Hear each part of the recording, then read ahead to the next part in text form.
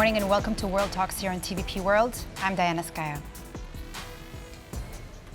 At the UN General Assembly on Tuesday, the leaders of Central and Eastern Europe, specifically Polish President Andrzej Duda, alongside his counterparts from Lithuania, Latvia and Estonia, delivered some powerful speeches centered on regional and global security in the wake of Russia's war in Ukraine.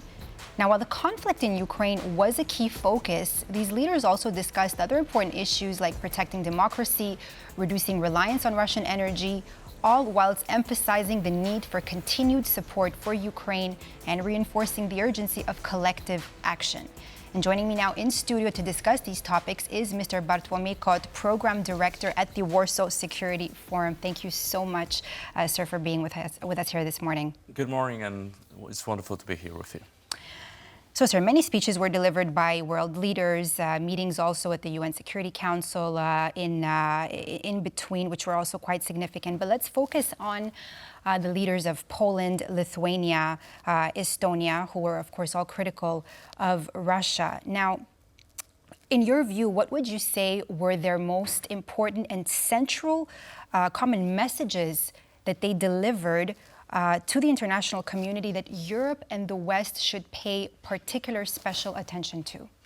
Well, there was certainly a focus on territorial integrity of Ukraine, and that we should not forget about the war that is still ongoing in Ukraine. Of course, there are many other conflicts in the world.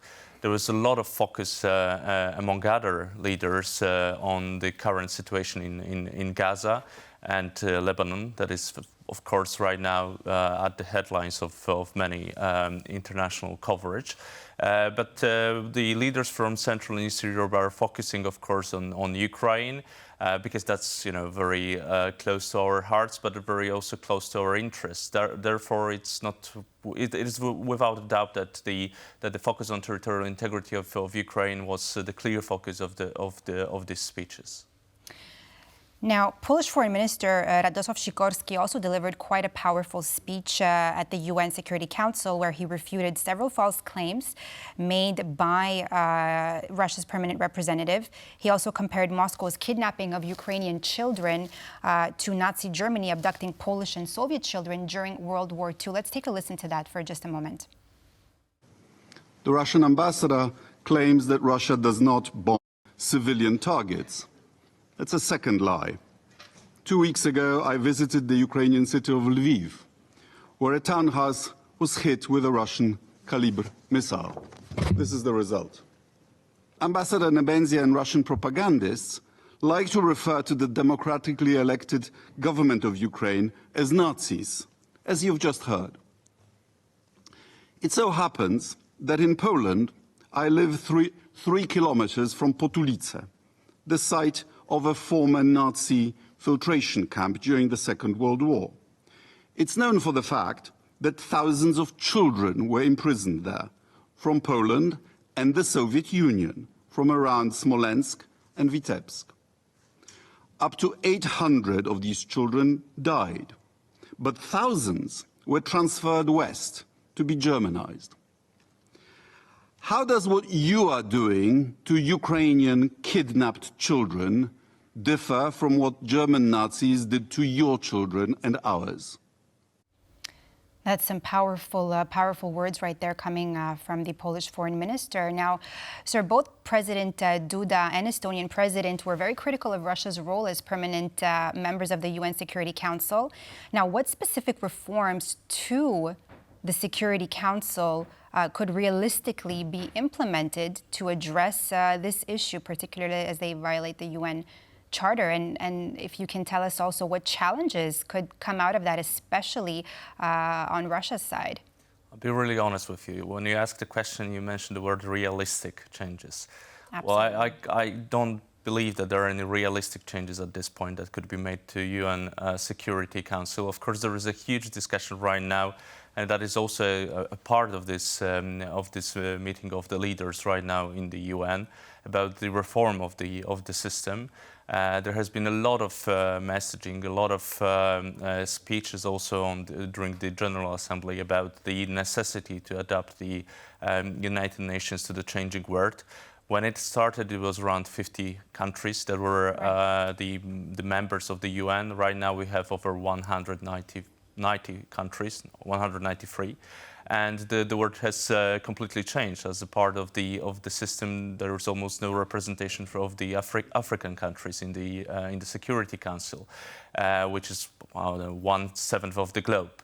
The same goes with countries such as India, that was still a member of the colonial power of British Empire when the UN Security Council was established. So those countries are certainly not represented right now on the level that it would be necessary in order to reflect their importance for the world. The discussion around that is happening, but the truth is that in the UN Security Council there are countries that have, of course, the veto power. And I don't believe that any of those countries would revoke this power in order to reform the whole system. What I would realistically think of is, of course, maybe some kind of a joint EU seat in the Council that would reflect the current position of the European Union. But the truth is that if we were to change the whole system, then countries such as China, Russia, or the US would have to agree upon this change, and this is certainly not happening at this point. And not realistic from what you see just now. Okay. Duda emphasized the need for stronger multilateral action to address global crisis. Now, how do you see Poland enhancing multilateralism with the framework of the United Nations, particularly in dealing with humanitarian crises beyond Europe? President Duda has also mentioned that we have some ambitions related to the seat in the Human Rights Council, which is actually a good move in my opinion, for one particular reason, and that was also the argument that was given by the president. It is that Poland has a very specific place in the history of Europe. We were the subject of many, of course, wars, and also the war crimes committed by the countries that tried to, in a sense, colonialize Poland. So in that regard, we have a soft spot in our policies to the countries that were also the subject of colonization in other parts of the world.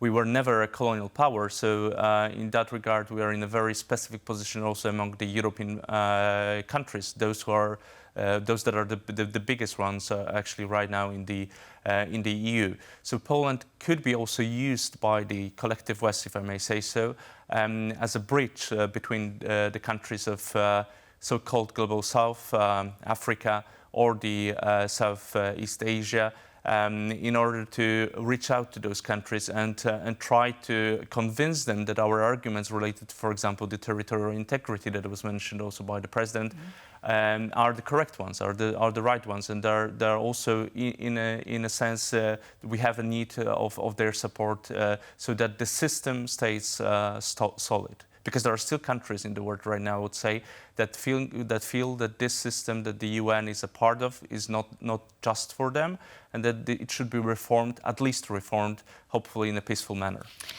You're talking about the UN now. With all of this going on that happened, what role do you see the United Nations playing in resolving the Ukraine conflict, particularly now when there's some sort of a deadlock? Well, it is actually interesting because when you look at the results of the votings in the General Assembly, there is, I would say, a clear majority of the countries that would say that Russia has certainly violated the UN Charter.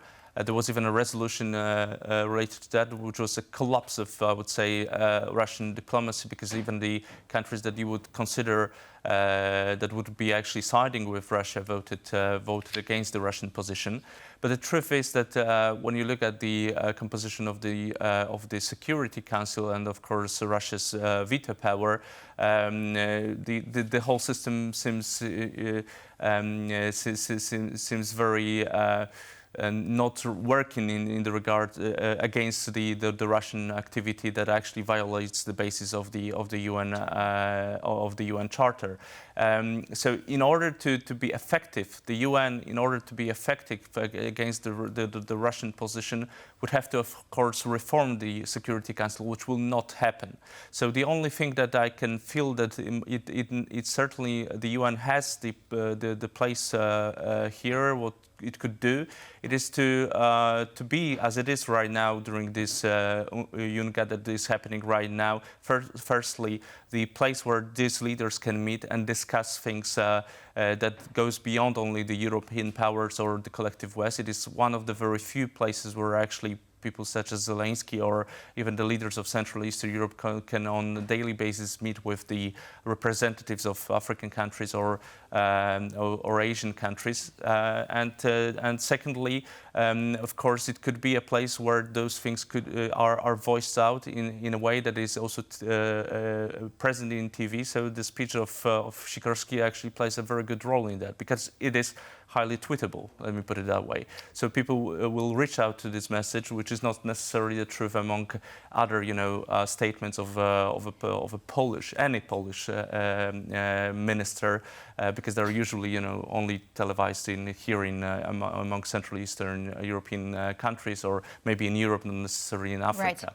And it was directly to the point as well. Now, you mentioned Zelenskyy right now, so let's switch to Ukraine's president. So he addressed the UN Security Council. He also had a powerful speech. Now, how do you think, first of all, the fact that he was there personally and not on a video conference call, how effective has Zelenskyy been in rallying international support for Ukraine? I mean, at the UN General Assembly, also at the UN Security Council, he was also in the United States to present his victory plan. It is a part, his presence right now in the UN is, of course, a part of his activity in the US. So I would consider that as actually a linked common denominator. Activity. And the truth is that he has a plan once he is right now in the US to meet not only with Biden, not only with Kamala Harris, but also with Donald Trump. So it is actually a very broad platform that he's building right now in the U.S., trying, of course, also to make it immune to any changes in Washington after the elections. He has also had a visit to one of the factories that produce the missiles the shells that are later on used in Ukraine, which was also a very, I would say, nice move in terms of the publicity of his visit. But his main points are, of course, connected to this victory plan, which is, of course, the answer to the needs of the allies, because the allies are, for at least the very last months, they are talking quite openly that what they need right now, it is a very tangible perspective of where this war is heading. It is also the argument that is needed on the side of the Democrats in the U.S., because the Republicans are, in my opinion, very rightfully pointing out that there is no clear strategy on what the U.S. wants to achieve with the war in Ukraine. So it is certainly the victory plan of Zelenskyy. It is the answer to those needs, not only from the U.S. side, but also from the European side. He makes it well. I suppose that the whole visit is very well drafted, very well prepared. We'll see what will be the final result after, especially the meetings with the candidates in the presidential elections right now, and with Biden. And of course, just as you mentioned, with the results of the presidential election and how that could shift Ukraine's opinion on American foreign policy. Thank you so much, Mr. Bartłomiej Kot, head of the Warsaw Security Forum Program Director. Thank you so much for being with us here today. Thank you. And that's all for this edition of World Talks here on TVP World. Up next, more news. Stay tuned.